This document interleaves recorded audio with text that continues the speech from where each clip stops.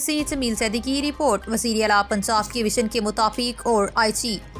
جی of Punjab اور additional I G traffic Mirza فوراً پی کے احکامات اور ڈسٹرکٹ پولیس آفیسر حافظ کامران اصغر کی خصوصی ہدایت پر اور ڈسٹرکٹ ٹریفک آفیسر یاسین بھٹی کی زیر نگرانی جنرل بس اسٹینڈ موہل چوک میں ٹریفک آگاہی لیکچر اور ٹریفک واک کا انعقاد کیا گیا،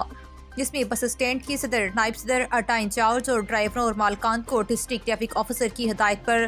road safety, over speed, overloading, غلط پارکنگ، مقابلہ بازی، بغیر لائسنس والے ڈرائیور کو نیا لائسنس بنوائیں، ایکسپائر لائسنس کو رینیو کروائیں، گاڑی کے مطابق ایل ٹی وی اور ایچ ٹی وی لائسنس بنوائیں،